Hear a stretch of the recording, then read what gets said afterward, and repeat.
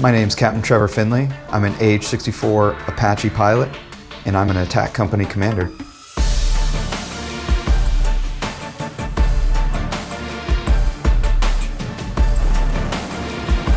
All right, so we're gonna check out an Apache behind me.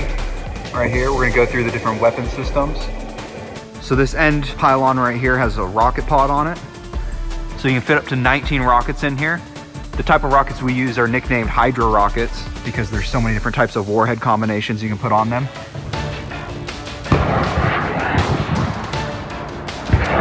This right here is a Hellfire missile launcher. So it can hold up to 4 missiles per pylon. And so the missile would actually go right here and it would slide on these rails. Primarily used for a point target weapon system. So anything that needs a precise munition put on it, that's what you're gonna use. If you shoot a missile, it's gonna go right where you want it to go because it's guided by a laser to the very point.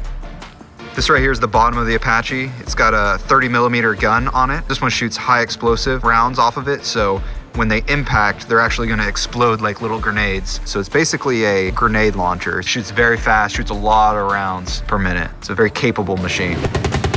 So one nice thing about the Apache and this 30mm is that the 30mm is linked to your helmet when you're flying to where you're looking in the real world.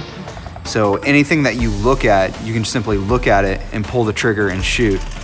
So if you're looking out to the left and you see something you want to shoot at, you just have to look at it and pull the trigger and the gun will know where you're looking and it'll turn and shoot. It's really quick at reacting. It's kind of a neat feature that the Apache has.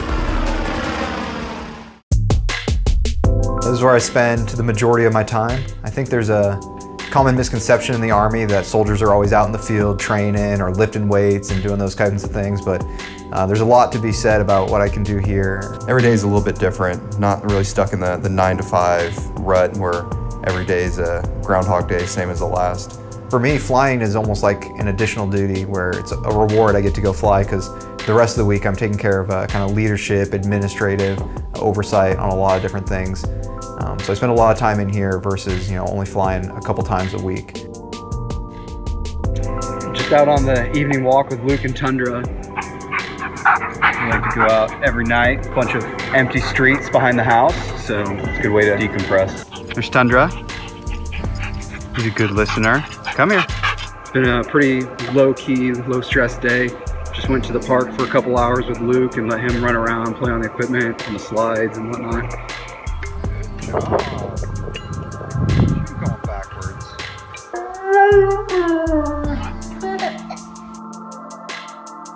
Here at the National World War I Museum, here doing a little site recon. We're coming here in a couple months for some training that I got planned for my company. We're gonna come here to see 1st Infantry Division's role that they had in World War I and how that applies to us today. Let's go check it out. So the cool part about the plan to bring the company down to the museum is that we'll get to fly down here ourselves.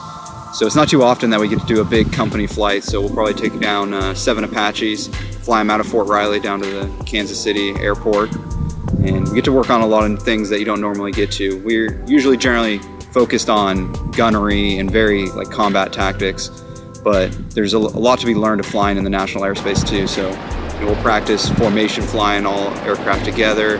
A lot of planning that goes into it that newer pilots don't normally get to do. So it's good training for everyone.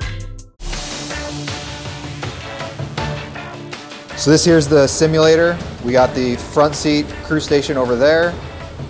Right here is where you control. In the middle, usually an instructor pilot will sit here. He's kind of control where the helicopter's at, the general situation, any enemy that he's going to place out there, and just help instruct the pilots as they go through. And over there would be the other seat where the pilot backseater is sitting.